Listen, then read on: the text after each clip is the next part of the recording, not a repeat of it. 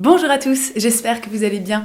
On se retrouve aujourd'hui avec les cheveux qui se collent dans le gloss, mais surtout avec les favoris du mois de janvier. Comme d'habitude, je commence par la beauté. J'ai deux produits teints dans mes favoris. Le premier, je vous en ai parlé dans ma dernière vidéo, mon tuto make-up, c'est le fond de teint sérum pur éclat de chez Bare Minerals, que j'adore. Tout simplement, donc je vous en ai beaucoup parlé, voilà, je pense que je vous ai fait un petit blabla assez long et complet sur le sujet dans mon tuto make-up, mais vraiment je le trouve top, surtout moi qui ai la peau normale avec comme une grosse tendance à la déshydratation, il fait énormément de bien à ma peau en hiver, parce que là, genre en ce moment, à l'heure où je tourne cette vidéo, c'est-à-dire qu'à l'extérieur de chez moi, il fait moins 8 degrés.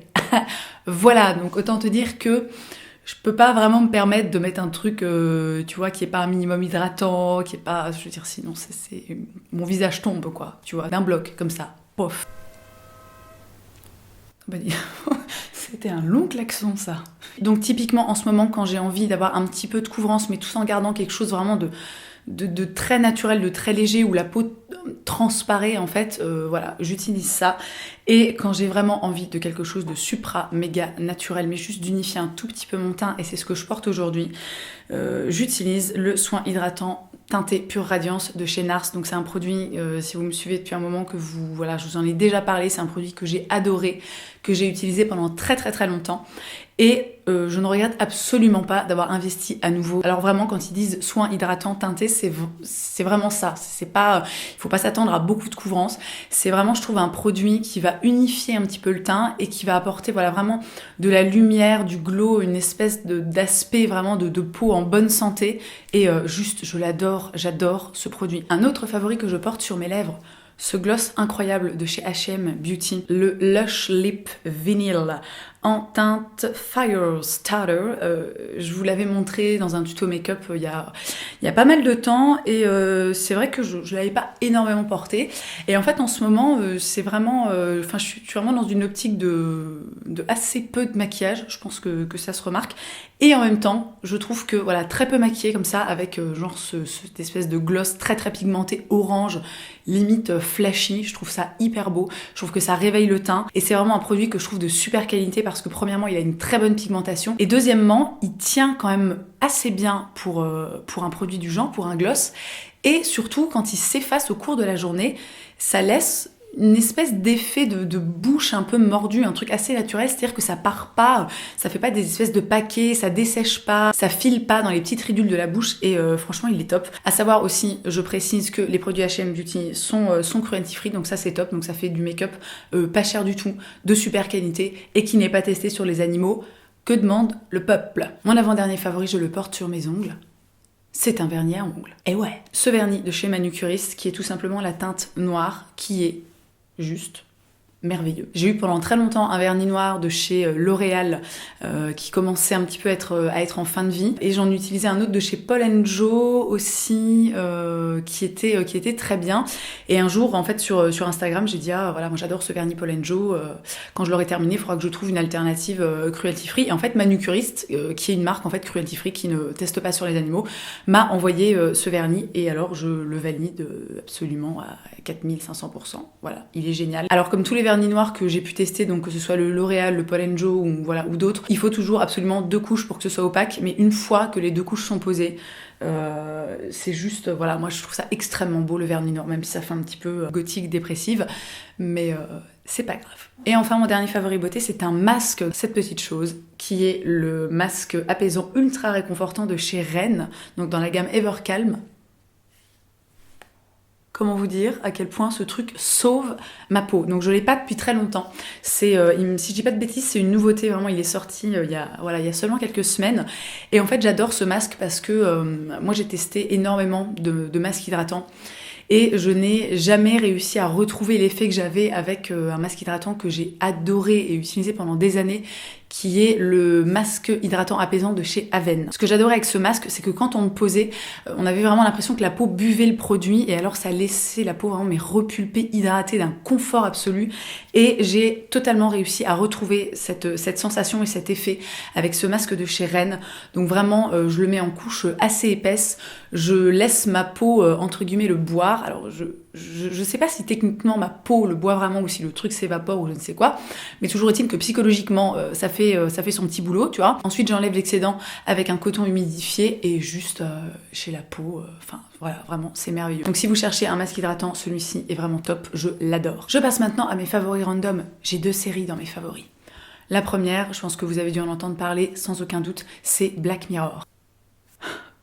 Doit-on parler de cette série? Doit-on en parler ou ne doit-on pas en parler? Tu vois, moi j'ai été complètement happée par le truc, vraiment. Donc pour le moment j'ai regardé que la saison 3 qui comporte 6 épisodes. Et alors si vous ne connaissez pas Black Mirror, parce que j'imagine que peut-être il y a des personnes qui ne connaissent pas, c'est une série qui est assez particulière. Donc les 2 premières saisons je crois n'ont que 3 épisodes par saison et donc la 3e en a 6.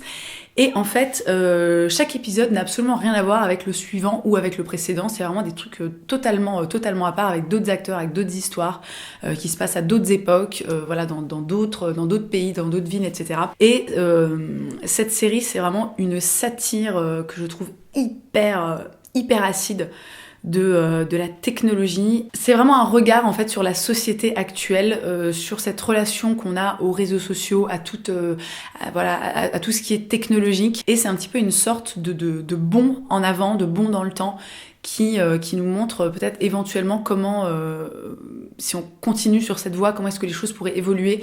Alors, c'est une série qui est absolument et totalement, mais déprimante. Je veux dire, n'espérez pas une seule seconde en regardant un épisode passer genre un bon moment et sourire ou quoi que ce soit, parce que ça n'arrivera pas, hein, vraiment. C'est extrêmement sombre, c'est extrêmement satirique, c'est vraiment une critique acerbe quoi, de la société, de la technologie, des réseaux sociaux et de toute cette espèce d'addiction qu'on a quasiment tous à tous ces trucs. Et j'ai vraiment trouvé que c'était une série absolument brillante et qui remet un peu les choses en perspective. Donc si jamais vous n'avez pas encore regardé Black Mirror, foncez parce que c'est une bonne claque dans la gueule. Voilà. La 2e série que j'ai absolument dévorée, d'ailleurs quasiment en un week-end, c'est Les désastreuses aventures des enfants Baudelaire. Et en disant le titre, évidemment, j'ai un doute sur la bonne formulation, mais c'est pas grave. Donc c'est tiré d'une série de livres qui s'appelle, pareil, Les désastreuses aventures des enfants Baudelaire, pardon. Et c'est une histoire de 3 enfants, donc de Violette, Klaus et Sunny, qui perdent leurs parents et qui se retrouvent chez un tuteur qui s'appelle Comte Olaf, et qui en gros ne leur veut pas vraiment du bien et en a clairement après leur fortune, après l'héritage qu'ils vont recevoir de leurs parents.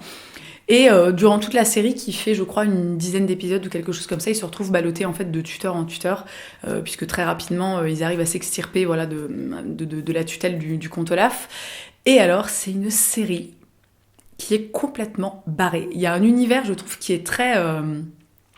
alors j'ai oublié le nom du réalisateur, mais très Grand Budapest Hotel, qui est très aussi un petit peu ambiance Harry Potter ou Le Monde de Narnia, enfin voilà tous ces films un petit peu fantasmagoriques comme ça. Les acteurs sont absolument merveilleux, les décors sont sublimes, l'histoire est vraiment cool.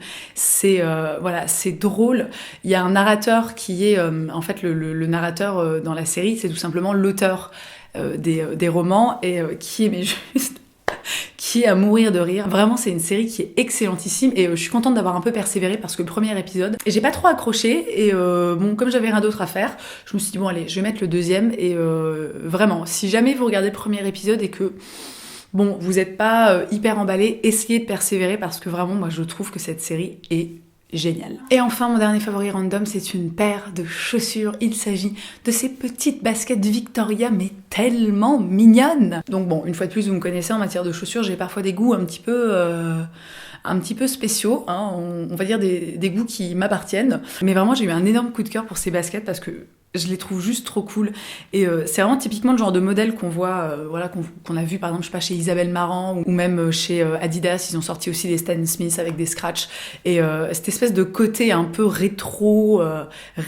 enfantin je ne sais quoi, enfin bon là je suis en train d'essayer de partir dans une analyse sérieuse du truc alors qu'en fait c'est juste des baskets avec des scratchs, bref. Donc bon, je vais arrêter de me prendre pour Mademoiselle Agnès ou pour Karl Lagerfeld, hein, je crois que ce serait mieux. Pour vous dire tout simplement que moi je les trouve trop cool, elles sont hyper confortables.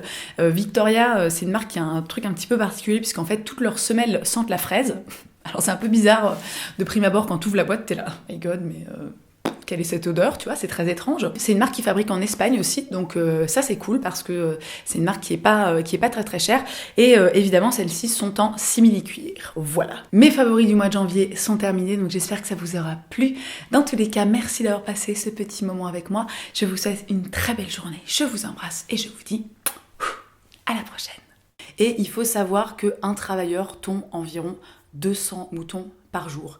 Donc autant te dire que les types, ils n'ont pas vraiment le temps, tu vois, de faire des câlins aux moutons et de leur demander si leur coupe leur plaît, tout ça.